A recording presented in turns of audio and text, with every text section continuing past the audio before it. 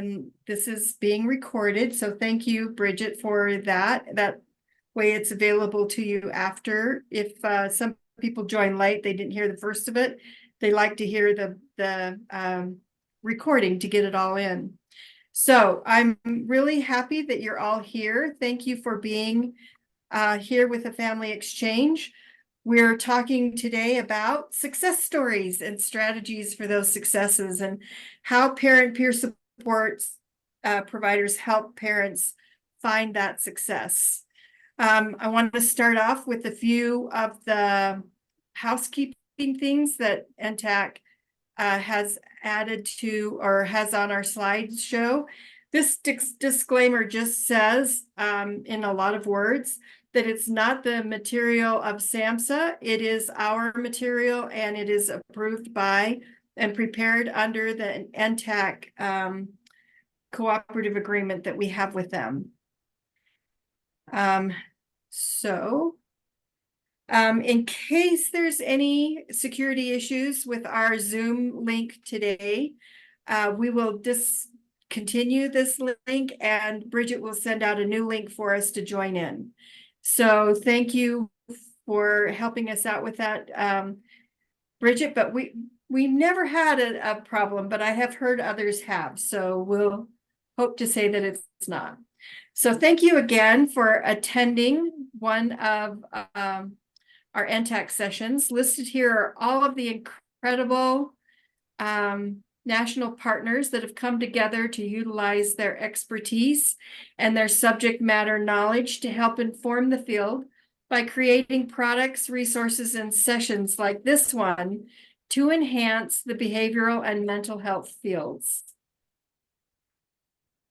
As a center, our vision is that all children, youth, and families living with and impacted by mental health challenges will have access to the resources and opportunities they need to thrive in a comprehensive and equitable system of care. We serve a wide cross-sector audience, including everyone from state leaders to providers to school workforce, infant and early childhood providers, community-based providers, peer supervisors, family partners, youth partners, and much, much more. Our services range from consultation to more in-depth sessions like this one we're having today, to peer learning exchanges and tools to help you. Our aim is to really create those outlets for communication, collaboration, and resource sharing amongst all of us. Please also make sure to check out all of our resources and archived presentations on our website, or go to the contact us link there to request consultation or training. So, yeah.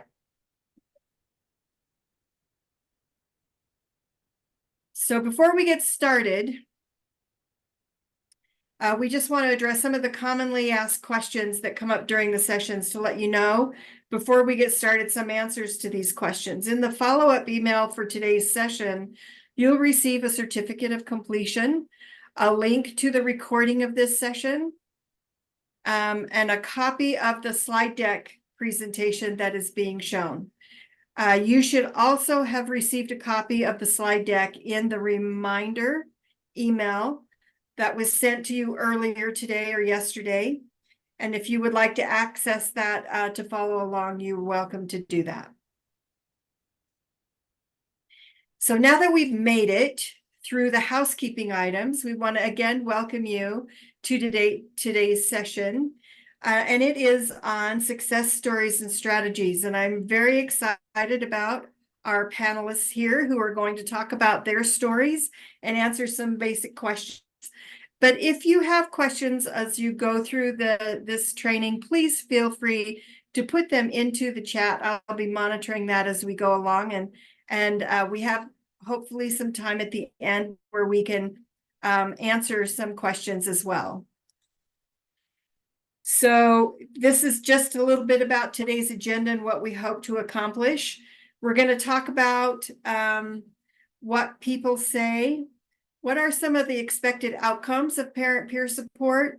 And then we have prepared some questions for our panelists to answer. And like I said, if you have any other questions, please put them in the chat.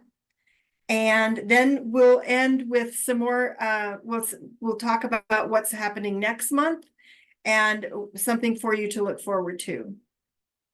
So this is, success can be just ahead. We all know how hard the journey can be finding and receiving services for our children, youth, and young adults. Today, we'll be talking about the benefits and the outcomes of using parent peer support and how parent peer support has specifically helped families to be successful. So I have two short videos to show you at the very beginning, and they're about the programs from Pennsylvania and one from Florida. And there's a reason to choose the particular video clips because two of our panelists today are from these programs. So I wanted to make sure that their organizations were well represented. So this is the first one.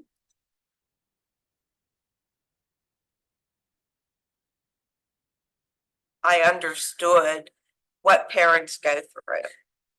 I understood how hard it is to navigate systems. I understood the frustration. I'm gonna cry. I felt alone for his entire childhood, trying to navigate IEP meetings and hospital stays and so many things. He was in and out of placements and ultimately ended up in legal problems. And I felt alone, unsupported. Without AFN helping me and teaching me how to advocate for myself and helping me to grow, I wouldn't be able to research and fight for my daughter the way that I fought for her. I am Krista, and I'm a parent who has 3 children with emotional disturbance, and they all have IEPs.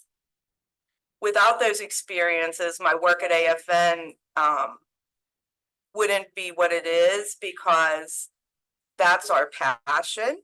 We know and remember what we went through with our children, and we knew that the people we were going to be bringing in would have those same kind of issues and concerns. Well, as we say, lived experience is the best experience. And so from those experiences, I'm now able to parlay them into the work that I'm doing with the families that we serve. My son was 21 months old, and I was told that I couldn't bring him back to daycare unless I had wraparound services, and I didn't know what that was. And I asked them, where do I find that, or how do I get that? And they said, that's not our problem, that's for you to figure out. And I remember at that time feeling so alone and so confused. And so I never forgot that feeling. And it was like, you know what, if I can help one person not feel that way, and that's the whole reason I do what I do, to help other people to not feel that way.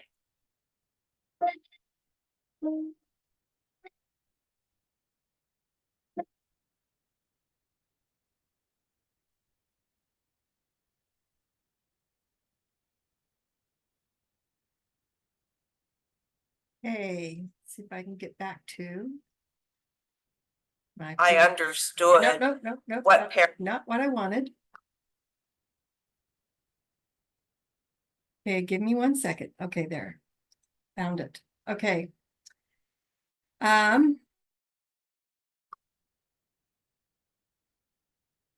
This is the other one. Federation of Families is a nonprofit, family-run organization which was established in 2010. One moment, Lord, we don't see your We video. provide services in the community, with peer support being the most impactful. We see firsthand the difference that peer support makes in the lives of families with an uncertain future. And this is why the role of a peer specialist and the family-run organizations are an invaluable part of our system of care. So a little bit about what Federation of Families. Okay, these are some comments that we've gathered about the benefits of peer support. I'll let you read them. I don't need to read them all to you, but there are lots of reasons why families have felt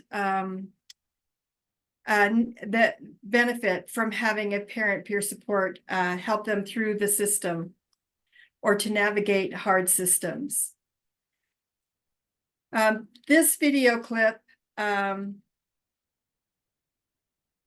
is one of a parent who is so grateful for the work that are for being served by a parent peer support. Honestly, Miss Elizabeth, thank you so much from the bottom of my heart. I don't think there's nothing that I can ever do to repay what you've done for me and my kids. My biggest fear was my kids being taken away. And if it wasn't for Miss Elizabeth, they would have been taken away for all the wrong reasons. Honestly, Miss.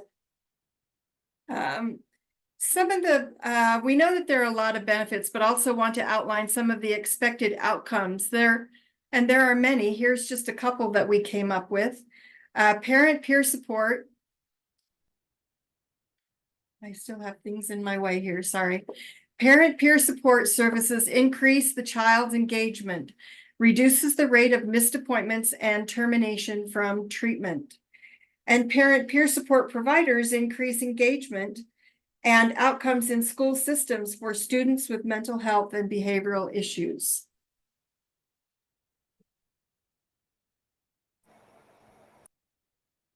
So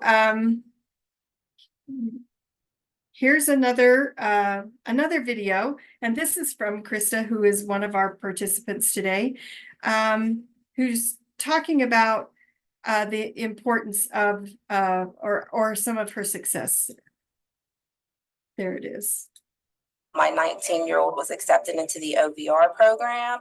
And because of the OVR program, we were led to CCAC, where my son now attends college. And as far as my daughter, she had a lot of behavioral issues. And once we got the behavioral issues settled, she actually has straight A's right now. Very good. So some of our questions today will be, that's you, Krista. Some of the our questions today will be directly towards those kinds of successes. My 19-year-old. And I want to introduce our panel. And like I said before, please, if you have any questions as we go through this, please put them in the chat so that we can make sure that you get your needs met as well at this event. So we have three really great panelists who are joining us today. Krista Jones is the Administrative Supervisor and Parent Advisory Board Coordinator from the Allegheny Family Network, which is in Pittsburgh, Pennsylvania. Janet Martinez is the Certified Peer Specialist, and she works at the Federation of Families Miami-Dade chapter. And Shavante Eason is a Certified Peer Recovery Supporter in Ohio. So I will let them talk a little bit about who they are, and then we'll go ahead with the questions or how they got to be where they are. So Krista, I'll start with you. Okay, hi everyone. My name's Krista Jones. As Ms. Lori said, thank you, Ms. Lori. And I just wanted to say that I'm grateful and honored to be a part of this panel with all the lovely ladies.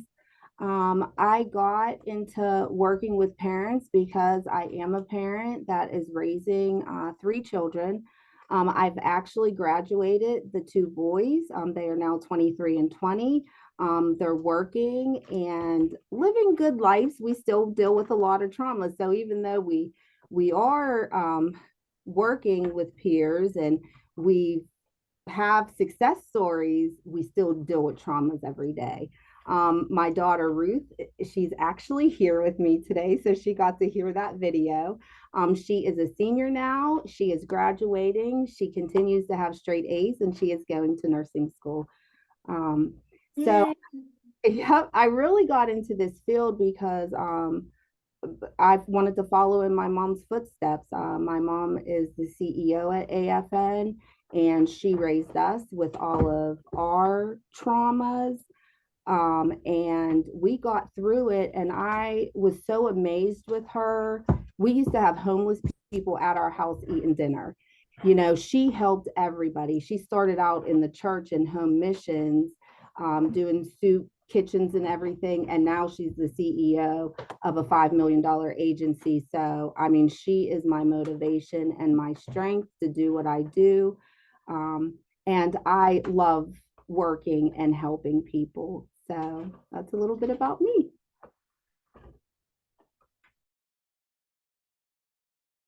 Mute. So I muted. Why am I muted? Janet, go next. Hi, everyone. Thank you for joining, and thank you for giving me the opportunity to be a guest here. My name is Janet Martinez. I am a certified peer specialist for Federation of Families, the Miami-Dade chapter. I started working for Federation of Families about 2 years ago. And it all started with my peer at the time. There was an open DCF case with my husband, and she helped me, she guided me. And a couple months passed by, and she thought I was a great fit. So she actually was the one that presented me to the director, Janet Pereira. And I've been working for them ever since. And I love my job. I was a teacher before this, but I knew I wasn't doing enough. Everything started and stopped at school. I wasn't checking on the kids at home, and I wasn't noticing what was going on with my class at home. So I wanted to do something that was more impactful. So I decided that this was it, and I will never go back. This is the best job in the world.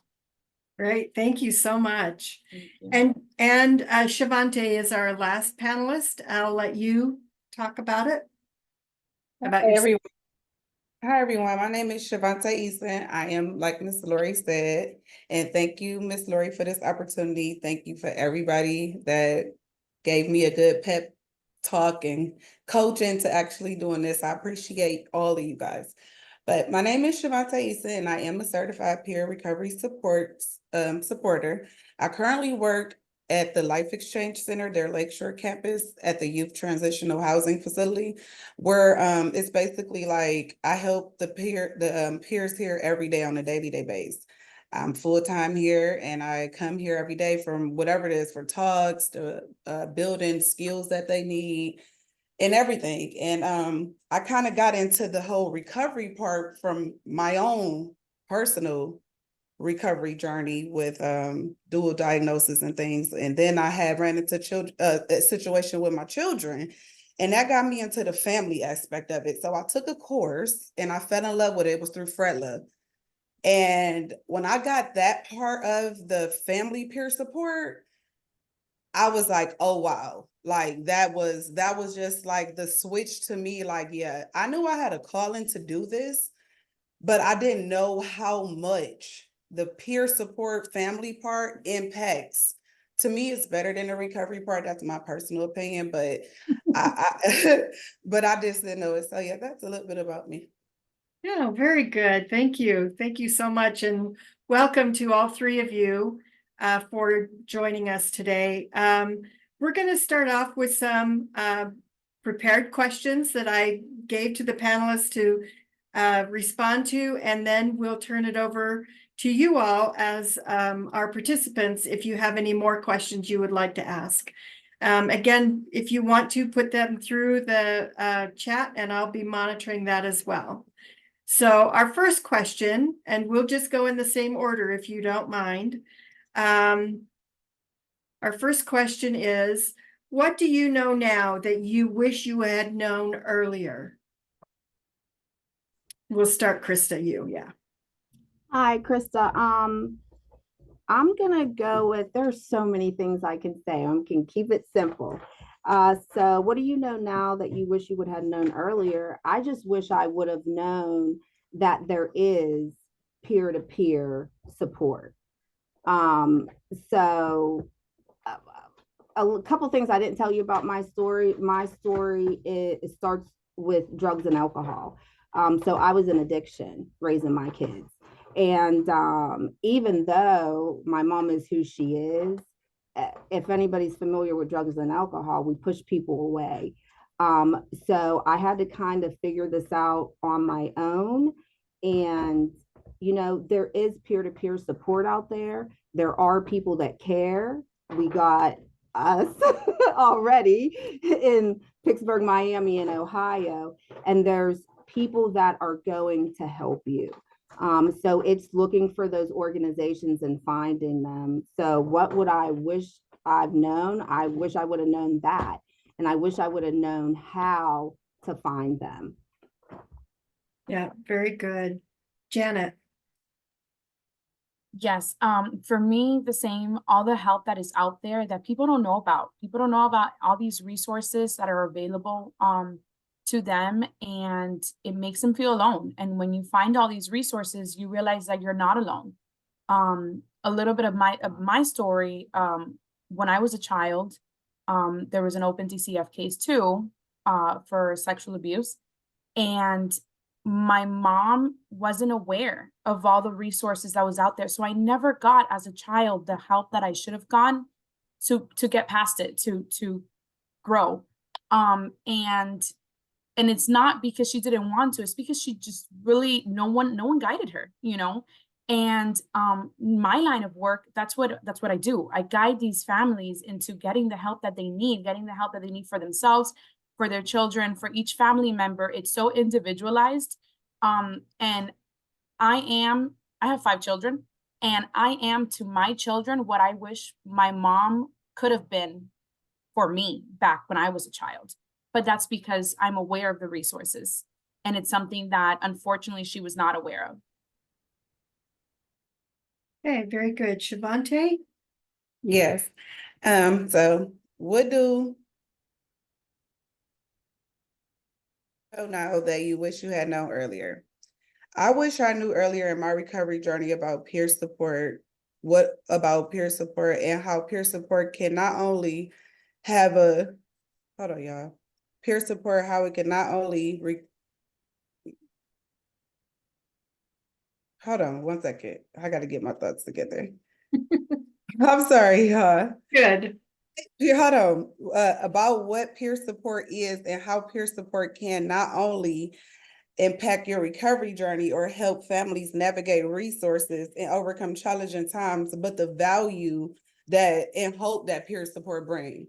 That's what it is for me from all aspects. And I know that from lived experience, because if my mom knew about peer support, our structure family dynamics could have turned out totally different from what it did. And when I tell you, I know this because I know this from age 7 years old. First diagnosed as mental health at age 11. I'm 33 now, 8 children, then overcame it all. So that's what I wish I would have just knew that this was out here, or this was a thing, even before me being a teen mom, just like even earlier. I just wish I would have knew that, because it is. Thank you. So the one thing that I heard from all of you was hope, that you wish you would have known that, because when you did find out about peer support, it gave you hope. And I really appreciate that aspect of it as well. So our next question is, what are the skills that you teach families now from the beginning? What do you teach them now? Krista? Courage, getting people these wonderful Okay. Hey, so what are the skills that I teach families from the beginning to now? I like to let families know that they are the most important person at the table. So who can better give information on what's happening with the family, how they're doing in school, why they can't wake up, what's going on? It is the parent. And it doesn't matter where you're at. Like I said, I started out in drugs and alcohol. So I was that mom showing up to meetings with pajama pants on, t-shirts that weren't clean, you know, hair a mess. And I had to learn that. So that's what I want them to know from the beginning to the end, that you are the most important person at the table. And then I teach them how you dress appropriately, what, you know, how some verbiage that they can use, you know, because when you first start, you got to get it together. Your head's everywhere. You're a little bit of a hot mess. But as you keep coming back to the meetings, each time you're growing and you're getting stronger. Now you're planning the meetings. You're telling them who you want at the table. You're asking them what teacher or, what therapist or what psychiatrist you want. So that's what it is, that they're the most important person. Good. I think the most important thing to teach families is self-advocacy, how to speak up for themselves. Because a lot of people are so afraid to be judged. That's one of the biggest things. Especially if they have some kind of like substance use issues, and just to admit that they have a problem, but to speak up for yourself and make sure that you're your biggest cheerleader, and whatever is going to happen is at the end of the day up to that family, up to you, up to the person that is receiving the help. And that there's no decision that is made without their okay first. That's really important. No one's forcing you to do anything. It's for the better of your health, of your mental health, of your family, but it's going at your pace. It's when you want it. Very good. Shavante? Yes, I chose that too, self-advocacy. I show families how to use their own voice, that their children have rights, and it is certain laws schools, doctors, and government agencies have to follow. I chose that one because that's how I feel for where I come from, my community. I'm the voice there. I am in the city of Cleveland, Ohio. And a lot of things come from people just don't know. They don't know. They seriously don't know that there are resources out here that they can navigate through to get better, even before they even thinking about if they have a problem. They don't even think that, well, if I do have a problem, there is something out here for me. Because a lot of times where I come from, it's told that like, ain't nothing wrong with you, and a lot of things are kept secret and not to be talked about. So I feel like self-advocacy is the best thing to teach them families. No, I think that is also very important. And I also wonder and this isn't really one of the questions, but it's one that just came up for me just now from listening to your answers, is how do they get to you? Who teaches them about you? Any thoughts on that? I know that's not one we planned on, but. Well, out here in Pittsburgh at Allegheny Family Network, we get all of our referrals through the Children, Youth, and Families, refer families over to us. So we work with the agencies that are seeing the high risk with the families, and then we get our referrals that way. Okay. Yeah, and we also have focus groups in the community. We have events in the community. I meet people at vendor tables, and I'm that peer-to-peer support person that'll see something at McDonald's and I'm like, hey, here's my card. I work with families. If you ever need anything, give me a call. Very good. For us, for Federation of Families, we have a contract with the Department of Children and Families. When there are present danger cases, we are assigned to those cases for a period of about 2 weeks. And we are following up with the families, making sure that they're following up with whatever services they are to be getting, making sure that the children are safe. And we just we're like the less rigid side of DCF. So we kind of just develop a relationship with our families and make sure that they are being serviced appropriately. Yeah. So I hear you get them from agencies, but you also do community services as well. So Shavante, do you have anything else to add to that? Oh, no, that's the same thing that I do as well. They get the clients referred over for referrals from their case manager through the Adams board. And then I also sometimes, like when we're short staffed, like how we just were, like we were just short staffed because it was a flood here and it was like really bad. So I went out and advocated, talked about the program. I also do social and community marketing for Life Exchange Center. So, and to just tell the case managers like, hey, if you got any youth ages 18 to 24, anybody in need of housing for a year. And I got the whole building filled up in less than 62 days. Wow. Yeah. Very good. Thank you for that. Rebecca, I know you're asking for a contact in Albuquerque, New Mexico.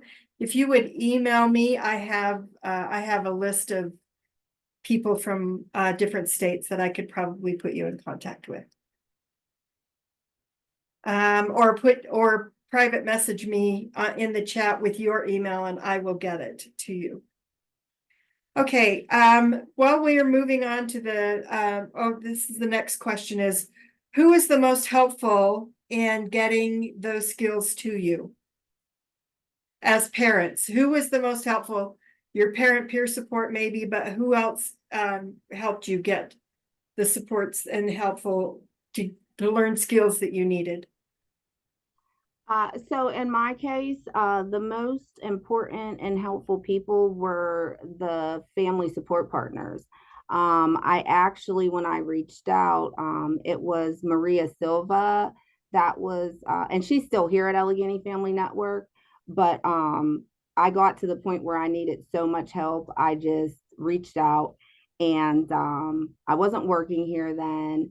So this was probably about 11, 12 years ago. And she just looked at me and she said, is this the mountain you want to climb? Or is this, something that just like feel like you want to do, or you're just feeling a little bit pressured? And I was still in my addiction at the time when I started to advocate for my kids. And I said, this is the mountain that I want to climb. So it was a parent that had been there and done it. And she decided to climb, and she's now our chief service officer. And that's what she asked me if I was ready to climb. And I climbed and I did it. And so that's why I'm in the position I'm in now. Very good. Janet? For me, it was actually my peer specialist. Like I said before, there was an open DCF case a while back with my husband, and I found myself alone with 4 children, 2 of them being babies, while my husband was in rehab. And I didn't know what to do with myself. And she is the one that was there for me. She's the one that I felt like I could speak to. And she guided me, and now we are coworkers. She's the one that helped me get my job. And I owe a lot to her. Okay, Shavante? Yeah, that was the same for me. A few years ago, it got kind of crazy with my 2 boys, the 2 that are with me, they're little, they have ADHD and ODD. And I had to I was at a breaking point because I've been doing good on this on the action stage of my recovery journey, doing good, but it was like I had to focus on the kids, to get everything aligned in one. And it was my lady from Pep Cleveland, Miss Erica. She was my family peer support person. And when she expressed to me who she was and where she came from and what she had overcame with her son, and she was here helping me with my 2 children, at that moment right there is what gave me the thought right there to even okay, I don't have to do this by myself, especially at this stage in my own personal recovery. There is somebody here that can help me. And I mean, I had to call mobile crisis, and we had to go through everything and so many different stuff. We still work actively. The boys are doing great now, tremendously good, because she helped those IEP meetings and helped us get everything. But it definitely was my parent peer support person. And when I got hip to what this was and got into this and knew it was the thing, I'm like, oh my goodness, this is everything, because it changes my whole family. Me doing this, me being that one person, y'all just don't understand where I come from. Me being that person, so many people are changing around me because of things that I learned here. And it all was from my parent peer supporter. That's awesome.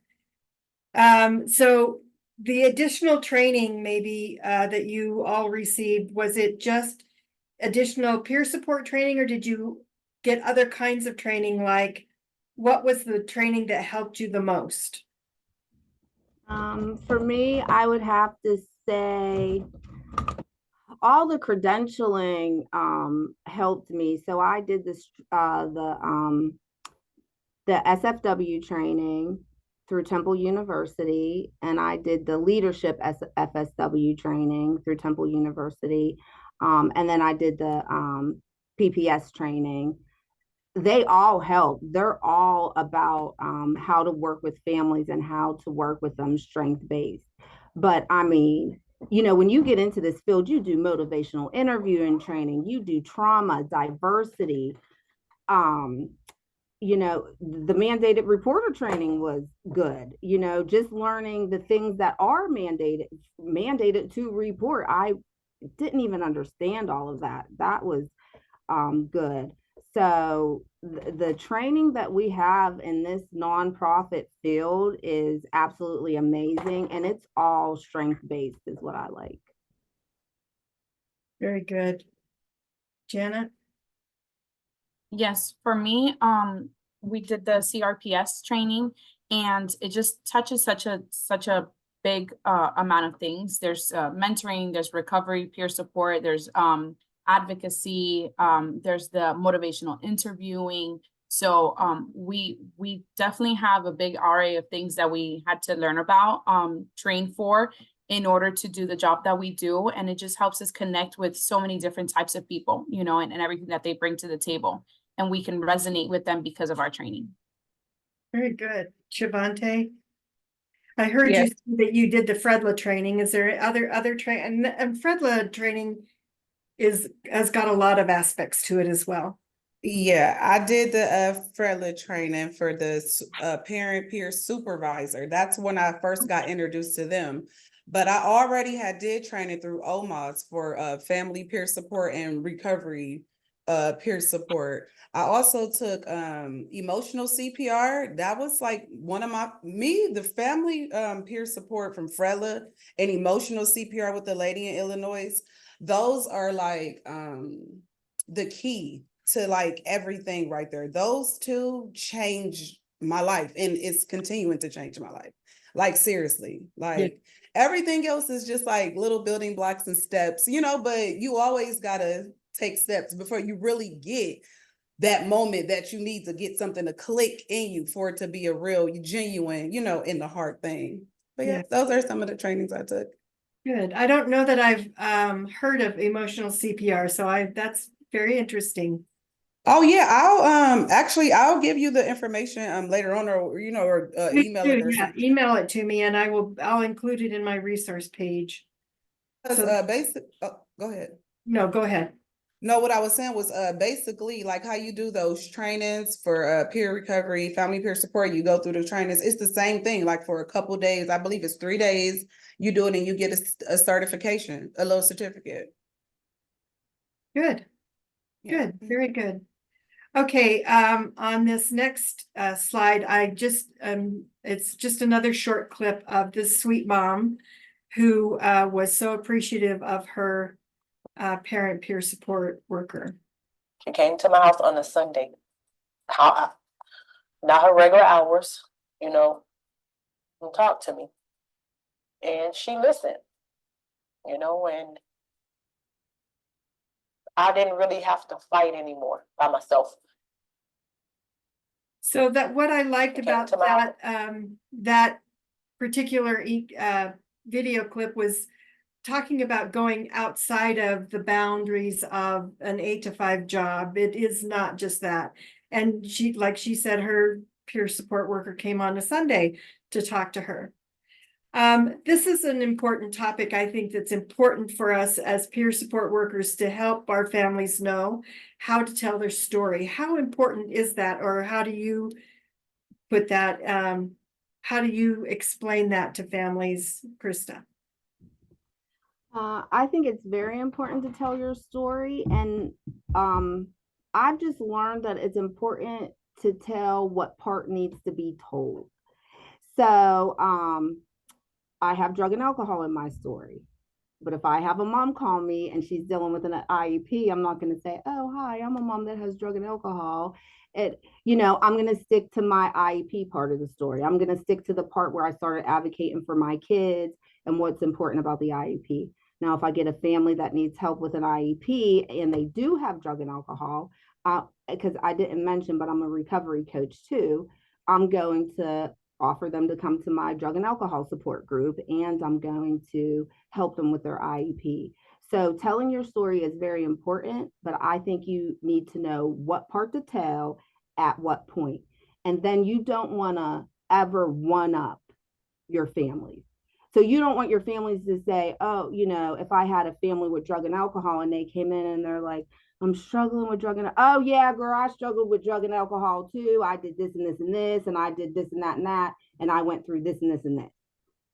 You know, I don't ever want to one up anybody. I want to listen to their story. And if I feel at that time it's appropriate for me to tell them what I went through, I do. If it's not appropriate, I move on to the resources or the steps to help them. So just knowing what to tell at what time. Okay, Janet. I think that's really important. I think what, where, and when is very important so that the family feels comfortable depending on their situation. I had a case not too long ago that was sexual abuse. And like I said before, I experienced sexual abuse when I was a child.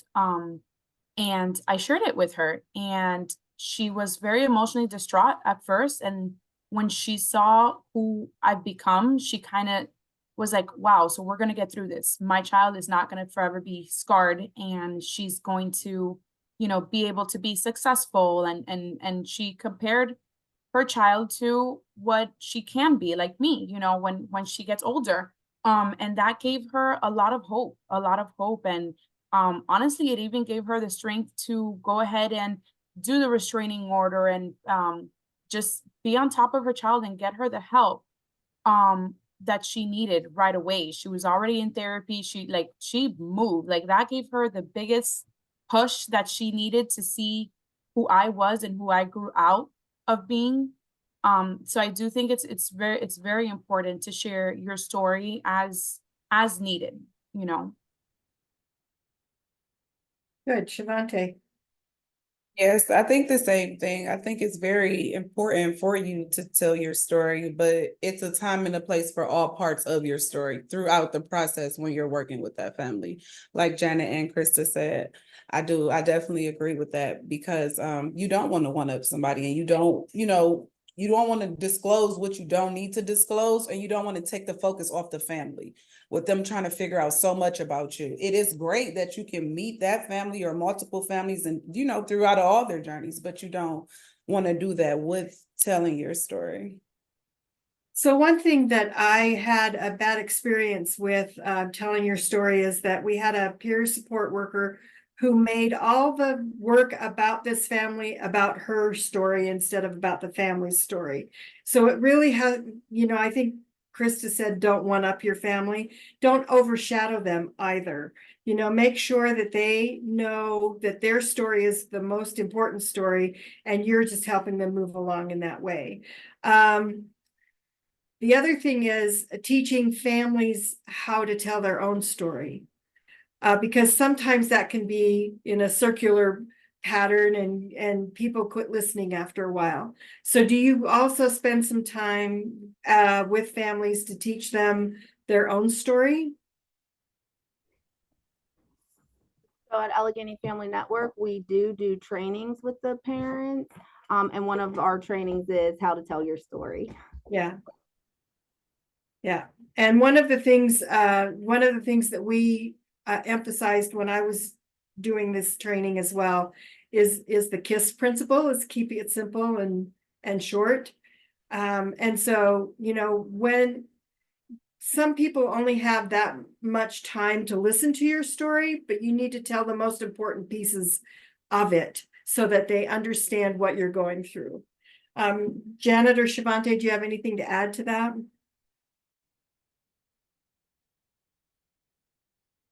Not really? Okay.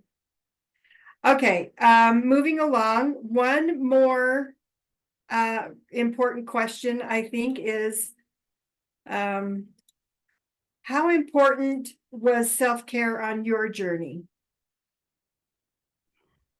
Self-care was extremely important, and I fought it. I did not understand what meditation was. I did not understand taking time, because all I understood was, you know, again, drug and alcohol. How do I get my next fix? What am I doing? So when I went through recovery and learned about self-care, it opened up a whole new world to me. My life is so different. I am so calm. I can deal with situations, and I understand that if I don't say the right thing, if I ask the wrong question, everybody does. But just a real quick funny story about meditation. So I started meditating, and my background is Christian. And so I'm meditating, and they were like, sense your aura. Now I understood what that meant. And so, and they're, feel, and then they went into like tap into your third eye. And I was like, well, where is it? No idea. So then I got to investigating and looking up other things, and uh self-care has put me on a journey where I can understand different cultures. I can understand different people. I can work with such a variety of people and teach them how to do things that they're going to enjoy, and it's going to calm them down. And I mean, being in this field and hearing these stories, Lori, when you sent me the presentation and I'm listening to the lady about her peer support partner, I'm bawling. I know. Get through today. And then when I seen the ladies' responses, I just felt better to know that we're all, you know, I don't know if scared is the right word, but we all go through things, and just a little bit of deep breathing, a simple meditation, a quiet space, a room where you can read a book by yourself. I like to go in the woods. I love hiking. I garden. I give my vegetables to my families. I also work in a teen program at night. I work in an after school program, so the kids can garden with me and enjoy vegetables too. So I can incorporate my self-care with my families. Very good. Jenna. Self-care is very important, even though I still have a hard time letting go and, just putting the phone to the side and taking care of myself. But in the line of work that I am, it's very much necessary. You're dealing with these very hard, difficult stories that take a toll on you if you don't step aside and take care of yourself first. And I do have 5 kids, and 3 of them are babies. So it's very hard. That's Sometimes hard. my self-care is to go to the bathroom and lock the door, you know. But you've got to do what you got to do. That's right. That's right. I know when my kids were babies, that bathroom door never could be closed. Sorry, that wasn't the place I could go. Shavante. Yes, self-care was and still is a requirement for me. I have always kept myself first to ensure that I remain grounded throughout my journey. It's the key to continued success throughout my journey to me.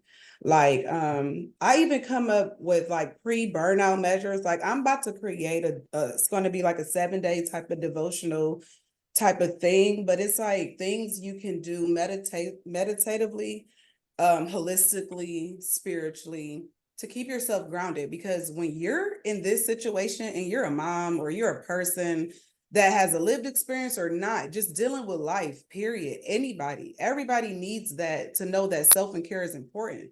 Because even if you're not on a journey with your children from a behavior or a illness, or even if you're not on a journey of recovery, we're in a journey of life. Everybody is. So self-care is definitely important. So, Yeah, very good. I think it also is very important, and we forget it every once in a while. So the last question that we have prepared is, who is the most important person in the room? Who matters in the room? So I'll just leave it open that way. Krista?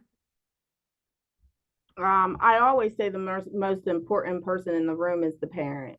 At Allegheny Family Network, we support the parent, and then, holistically work with the whole entire family. But everyone does matter, but the most important person when you're dealing with the family is that parent. We're the expert, we know what's going on. I feel like we're the most important person in the room. The parent, definitely. They're put in these situations where they're scared. In my case, where there's the open DCF case and their children might be taken away and they are petrified. So it's good, it's important to help them feel sure of themselves and help them understand that that's where we're there. We're there to advocate for them. And we're there so that their story can be heard and to help them in anything that they may need. It's very important for them to know that when you're put in that situation where DCF knocks on your door and you don't know if your children are going to be taken away, that is so scary, you know, and sometimes they feel like DCF is not listening, and that everything is just negativity and they're trying to get better, but they don't know how. And that's why we're there. Yeah, very good. Shavante? Yes, I also think that the families and the people that we service are the most important people. When you look at it from that perspective, I do. I think that they are, because they are put into situations and they be scared and they don't have anyone. And they, that hope that they get, when they get that connection of meeting them where they're at, and they get that right there and they get something called hope, that'd be a lot for a lot of people, you know, to get that. So I definitely feel like in this profession, in this field, the family, the parent is definitely, you know, top and most important. But I also wanted to say, like, I also feel like the people who service the families are also the most important people as well, too. Because if you look at the word important, important means of great significance or value, you know, which all of us is. Overcoming lived experiences, going through all the things, we all are. So we're important too. And I just wanted to share that because I know we all know about that, but I just wanted to make sure that you guys knew that. Yeah, thank you, thank you, thank you.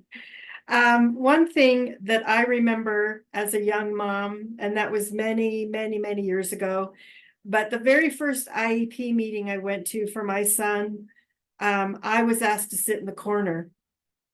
My husband and I sat in the corner while all of the professionals, teachers and whatever sat around the table. And after that meeting, I realized that that was never going to happen again. I was never going to allow them to make decisions about my son without me at the table. And I thought it was really important. If somebody had warned me or helped me be prepared. So how do you help families be prepared for those kinds of meetings so that they know that they are the most important person, that they have the expertise about their own child? I love this question because um, when I started my IEP meetings, everybody was just looking at me crazy. So I prepared a PowerPoint and I scheduled the IEP meeting and did a PowerPoint on who my family is.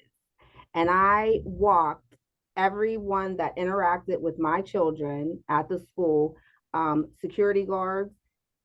My kids were in line for lunch, and the lunch lady wouldn't give them a piece of watermelon.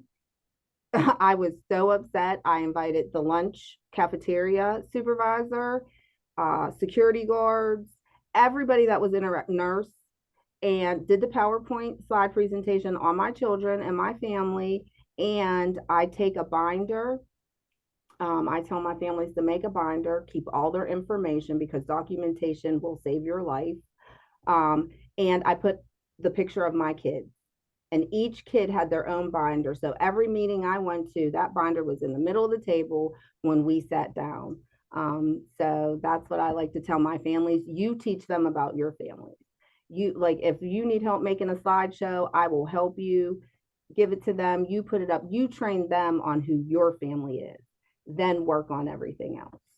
That's awesome, Krista. Thank you. Jenna? Same for me. You're the one that knows your story. You know, you're the one that knows your family.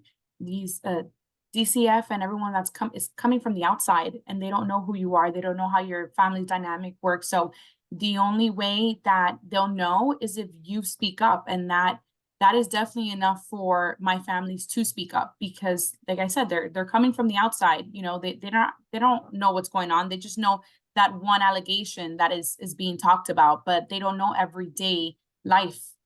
So it's very important for the parents to speak up for themselves and to advocate for this. That is just the most important thing that you could do. just speak up for yourself Oh. and be there for yourself, because if not, no one else is gonna know. No one's gonna know if you don't talk, Very good. And but sometimes not having the right language to speak, not just like Spanish or other languages. I mean the language of the table. which is okay, where I tell them, it's okay to slow it down. It's okay to tell them, I don't understand what you're saying. You Yeah. need to slow it down. You need to explain it to me again. You need to ask 1,000,001 questions until you're 100% sure that you know what's going on. Yeah, very good. Shavante, anything to add? You guys pretty summed it up. I was about to say what you had said, but then you had said it, so it's Okay, I remember in doing a training for families one night on how to put their binders together. And I had them bring all of their boxes of documentation and we put those binders together. Then I happened to go with one of those parents to an IEP meeting the following day. And the school had had a flood and had lost all of their paper documentation on this particular child, probably on others as well, but on this one. And so they didn't know where to start. And she opened up her book and said, here is where we're going to start. This is what we did last time. And it made the biggest difference that she was that involved and that interested in knowing how to have her own voice there and make sure that they understood that she was there with that. So that binder is such a critical thing. I had a lady who worked with me who had 3 kids, 3 different binders, and you go to her house and she had one for 2000, one for 2001. She had shelves of these binders that she held on to, and it was an awesome thing for her. It was awesome for me to see that, because I think that is so critical. Okay, we're kind of out of our prepared questions. I'm more than happy to entertain questions from you all. I'm gonna turn the slides off for just a minute and bring you all up, and you're welcome to raise your hand or put something in the chat that I can see so that we can just talk to each other if anybody have any questions. I see thank you for sharing your stories, all of you, you 3. The work that you do is so valuable. I work in Southwest Ohio, Shavante. What part of Ohio do you work in? And I think I heard you say Cleveland, right? Yep, I'm in Cleveland, Ohio. Yeah. Oh, you see my other screen. What do you see? Did I stop sharing? There. Is that better? There we are. Okay, sorry. I knew I had not done that right. How effective do you find having the PPT and binder at the IEP meetings? For me, it was very effective. I just wanted those, especially like the security guards, the cafeteria, the nurse, because when you have a kid with emotional disturbance, their stomach always hurts. So they're going to the nurse's station a lot. So teachers were allowed to read the IEPs, but everyone else in the school that was around my children had behavioral issues, so they were being triggered. When they didn't get that piece of watermelon, they got angry. When the nurse sends them away and says, I don't really think your stomach hurts, they got triggered. So the presentation helped, because here I am, my kids are talking to me, I know what's happening. Now we're all gonna know, right? Because maybe the principal didn't know, or maybe the dean of students didn't know, or maybe the teacher didn't know. That when Ruthie goes to the nurse's office and she gets triggered and she comes back into class and she's disruptive, now she's getting written up, she's getting suspended. Now she's throwing a soda bottle at the teacher and we're at the magistrate office, school to prison pipeline. All because that nurse didn't know my child's IEP. So that's why it was important for me to do that presentation, because nobody was going to do the school to prison pipeline with my child. Right, right. I see something in the chat about not forgetting fathers. And I want you to know that they are at the top of my mind all the time, because it's so important that fathers be involved in all of this as well. So thank you, David, for that comment. Angelique, you had your hand up. I was just going to say it's really nice to see other people doing this advocacy work on behalf of others who are going through similar circumstances as themselves. And I just wanted to just say it's really, really just nice to feel like you're part of a team, even though everybody's spread out all over the place. Yeah. Yeah, I think peer support work is so important, and I'm glad that it is in a lot of places. I was back in the day before peer support, and all I could do in my work was just to talk to people on the phone. I wasn't allowed to meet with them. I wasn't allowed to go to meetings with them, and I can't even tell you the change that made in the work that we do with families when you actually can meet them where they are. So a lot of thank yous, great presentation. Thank you all for those kind thoughts. If we are short on questions, I'm not opposed to ending this early. So if there aren't any, I'll just wait for a minute. One thing I've never learned how to wait long enough for after I ask a question. So I'll pull my slides back up and we'll see, we'll finish out. A good question just came through, Miss Lori. Oh, good. Thank you. What is it? In such emotional work, how do you set and maintain boundaries with your clients? Awesome. That is very good. That is very good. Start with that. For me, I've always said that I have to be able to have a shut off time. Boundaries were taught to me in my AA recovery, Alcoholics Anonymous. So boundaries have not been that difficult for me because they gave me back my life. So I work with my families. I do not create binding relationships with them, but I am very passionate about them. Right, Ruthie? Yeah. My daughter's sitting here like, hold on, you don't get, but I don't. I will go very, very hard for them during my work hours, but I don't use my personal cell phone. I don't really do things on the weekends. On Monday through Friday, I try to keep it like that. But I try to leave them in a place where they're okay until we meet again. And the biggest thing is my support groups. So those support groups that I do, those families get to hear more of my story because we're together and that's what we're kind of doing. So I just sometimes just have to let them know, like, I can't work with you on that. I can give you these resources and help you, get to where you need to be, but I can't do that for you. So things like that.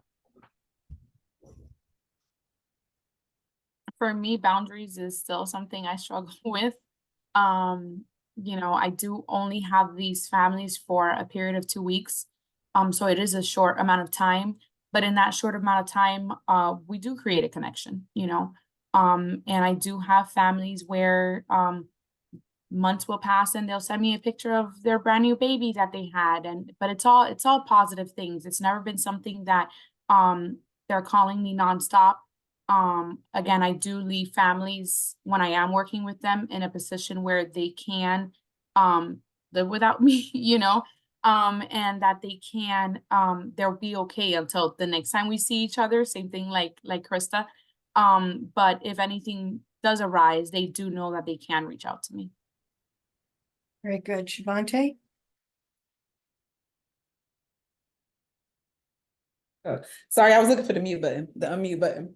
But boundaries for me, that's something that I'm still struggling with too. With me being fairly like new, actively working in this field, transitioning from recovery to family, it is like I still struggle with that. I am starting to implement boundaries as like my self-care thing though, because I don't want, to like run into a situation where somebody's boundaries are being overstepped.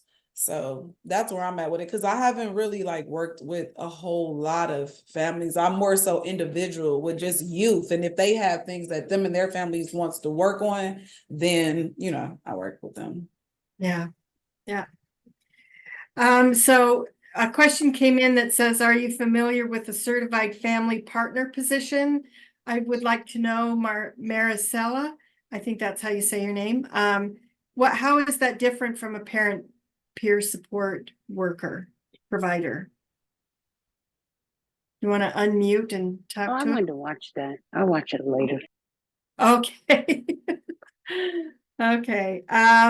Yes, That was thanks someone for the else. opportunity. Thank you. Go ahead, The Maricela. certified family partner, which is the position that I'm actually serving at this moment for the MHMR Tarrant County in the Arlington, Texas. We do very similar support. I work with parents trying to provide services, self-care, self-advocacy, resources, support groups. So it's extremely similar. I don't know if it has a difference on the age limit, but I work with families from 0 to 18, and I basically work directly with the parents. I do get to see the youth sometimes when the parents come to the meetings with me. I do nurturing parenting one-on-one with them sometimes in the office.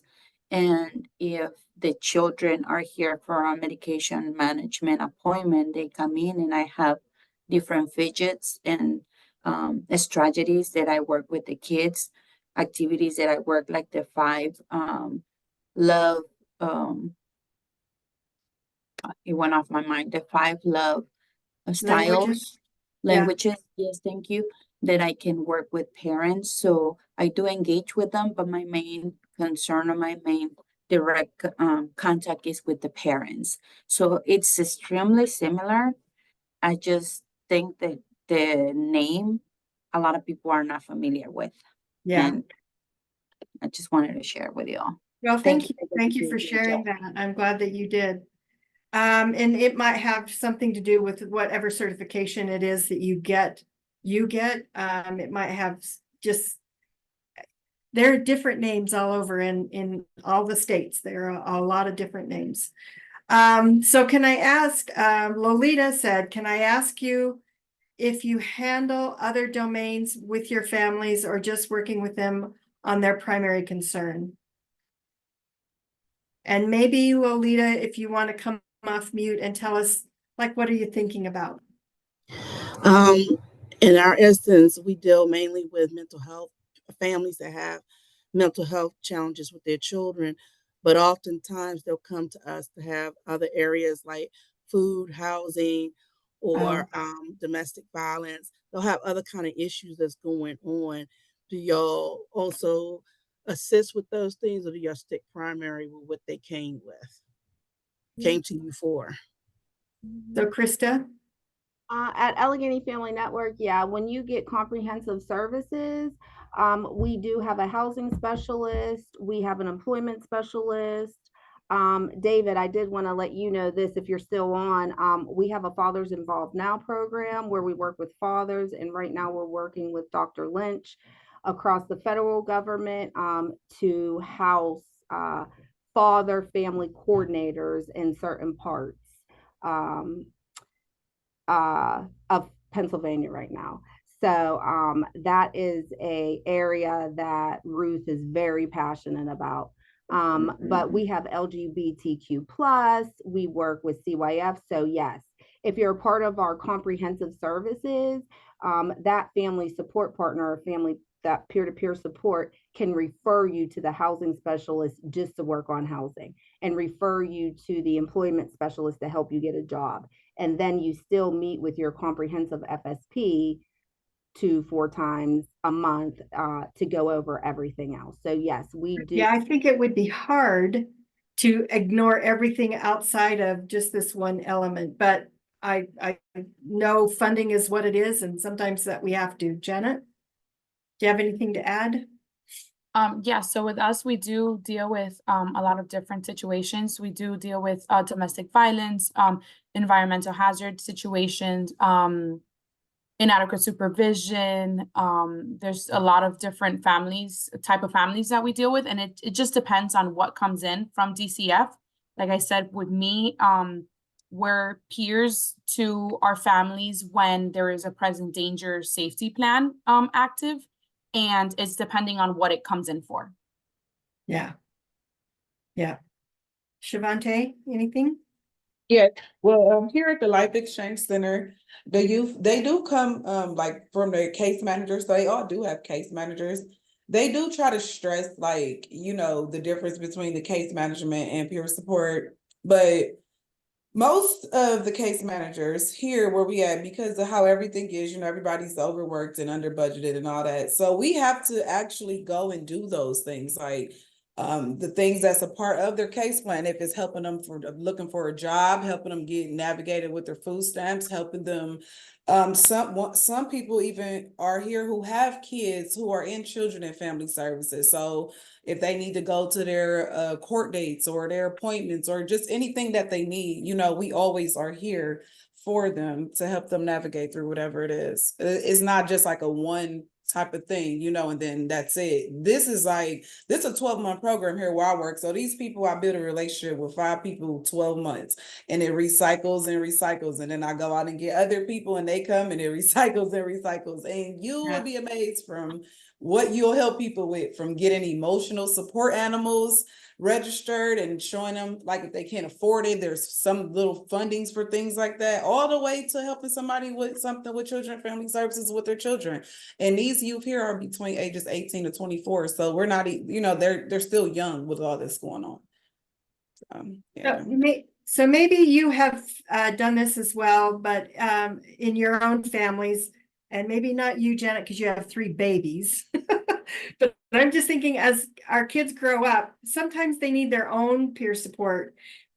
Are you allowed to have a parent peer support and a youth peer support in the same arena, in the same family, in the same meetings? At AFN, yes. Yes. We were not. I'm from Utah, and we were not, because Medicaid only paid for one of us. So we had to take turns, which is unfortunate. Okay, Shavante, do you know? No, I'm not for sure, but I believe when we have our meetings, everyone's here. So it's like, it's not like a separate thing. The case manager's here, the program manager's here, the peer supporter, whoever that might be, is here, and the client is there. And whoever else they want to be there, like they're all there. Yeah, good. Janet, welcome, and Hi. do you have a question? Yes, no, actually, it's not a question, it's just a comment. So what you were mentioning, with regards to having the parent peer support and then also like a peer specialist for the youth, that is like in wraparound cases, I guess, where you're provided those supports. In the type of work that we do, we only have the one peer specialist helping the family. And so that's basically what Janet does, is like really advocate for the whole entire family, which is the beauty of her position, because she walks in and she notices what the families need. So maybe it's just following a safety plan, but it's just making sure that the children are safe. But while she's in the home, she's getting to know the family. She's seeing that, you know, maybe mom is looking for work, so she gives her, you know, resources to, you know, to job searches, websites. Or if the family's in need of certain incidental funds, you know, we use incidental funds to help with immediate needs that the families have. So it's basically just advocating for the whole family and looking out for the entire family, not just one person or the other. So that's the wonderful thing about the work. You know, it's really, while you're in there, is trying to help as much as possible. Very good. Thank you so much. Thanks for adding that into the conversations. See if there's any other questions I saw. So with various schedules, how do you accommodate the support groups without having weekend groups? I love this question. I seen this question. I was like, oh my goodness, I don't know how I do it, but I I'm like, oh, but I do all of my support groups are in the evening. So on those days, I mean, since I'm a supervisor, I'm exempt. So I can work as many hours as I want and I don't get overtime or anything like that. So it's easier for me to do it than asking one of the family support partners.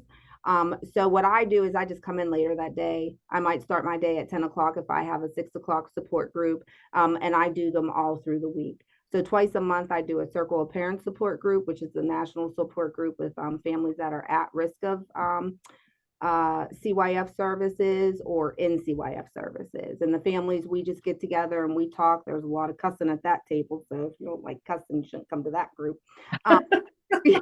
We talk to each other. I have parents in there that have one of the partners have committed suicide because DHS took their kids away. And then after they did that, they got their kids back. Like I have families that have lost their kids and fought other states to get their kids back. So we got some deep cases. And we do those groups 6 to 8. But I just like, we do something called flexing. I just flex out my time for so many hours. But again, I'm a supervisor. So like it doesn't, I can work and work and work and I still get my same paycheck. Yeah. Janet and Shavante, anything you want to add to that? I know it can be difficult to keep your hours under hours, but I would just say for me, it's not, it's just like a part of my natural day. Just like, cause we don't really have support groups here that we do.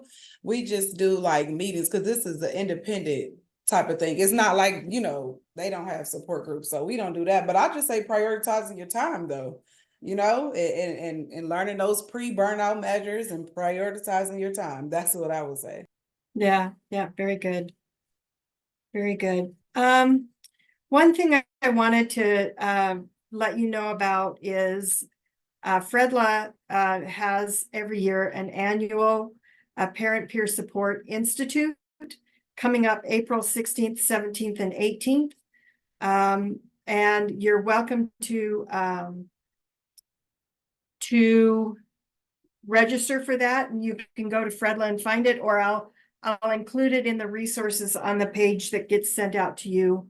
I probably tomorrow or the next day you'll get a copy of the slides and everything that comes with it, and we'll put a registration application in for the Parent Peer Support Institute, where we talk about the benefits and the wonderful things about parent peer support, because that is something that Fredla believes in so strongly. Okay, one more question here, and then we'll start to wrap it up. Are your parent support groups online or in person? We have a lot of requests for in person, but we're not getting the participation online.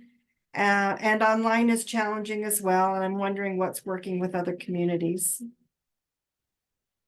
So yeah, I like to do my support groups hybrid. The area, so I have 2 offices. I have one office in the city and I have one office in our rural area of Allegheny County, and that's where I live.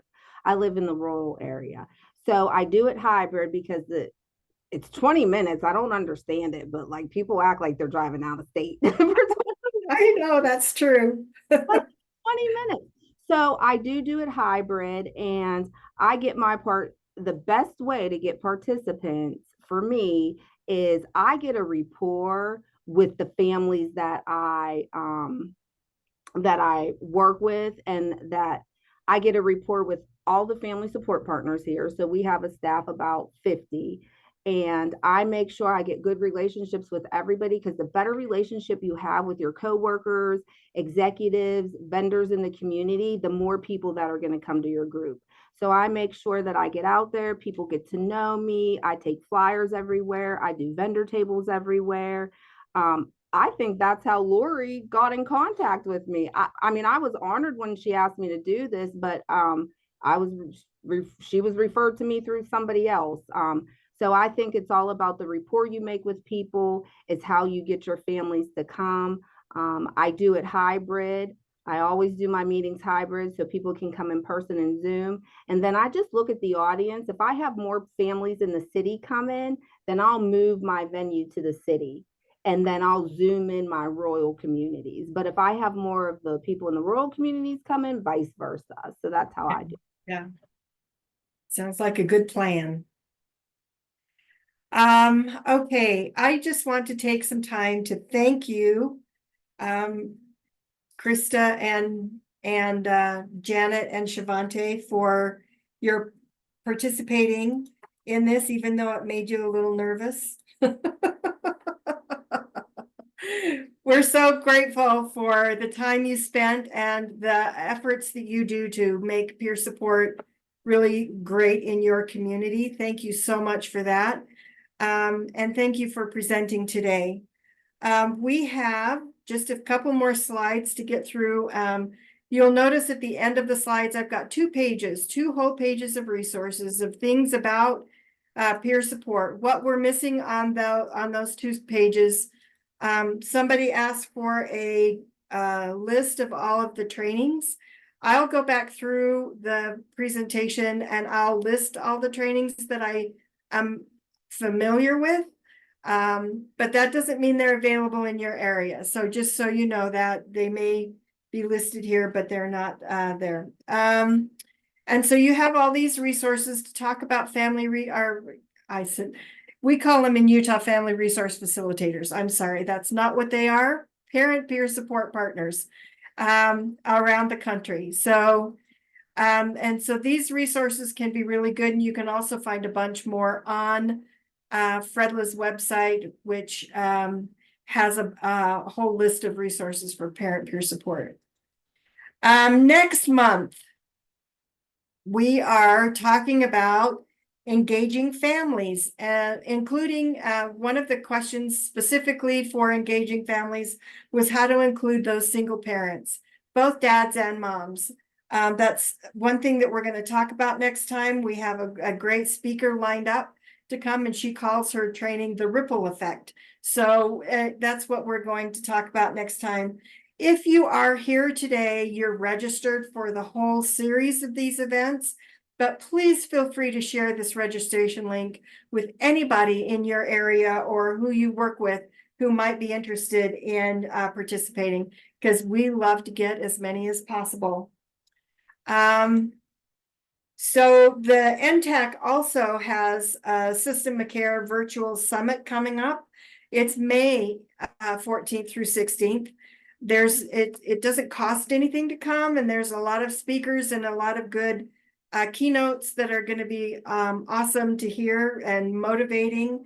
And then you get free continuing education hours available for that too. So then they're also going to provide some networking opportunities that will be good for you if you are interested. So just to remind you that you're going to get a certificate of completion. You'll get a copy of the presentation that we presented today, and you'll get a copy of the recording that went through the whole part of our whole slides. So you'll get a copy of it all. We like to get feedback from people because it helps us improve our presentations and our function, what we provide to you. So please take a few minutes to go through the survey and provide your feedback there. One thing I would like, if you think about something that you would like to have us present on, I'm starting to put a list of stuff together for the next fiscal year. So if you have something that you would like to learn more about, please put it in the chat so that I have a copy of it, so that we can. This is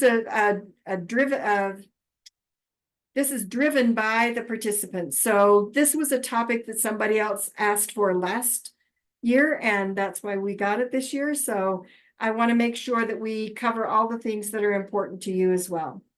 So fill the survey, put a thing in the chat if you have something you want us to do. Here is all of the information that you can stay connected with NTAC. NTAC is a National Training and Technical Assistance Center for mental health. So they have a lot of resources there, not just for families or peer support, but they have a lot of, it's much bigger than that. So please take a chance to get to know or see where they are and follow them in on their social media. If you are in a place that is in need of more training or technical assistance, you can email NTAC and they will assign a person who will be the best person to meet your needs. So there's phone numbers and all their technical stuff there. So thank you again, Janet and Shavante and Krista. You guys were wonderful. Thank you so much. Appreciate your stories and being willing to share your stories. Thank you. And we will see you all next month. Have a good month. We'll see you. Bye. Bye. Thanks, Lori. Nice work, guys. Thank you. Thank you. And Shavante. Okay. Bye, everybody. Thank you.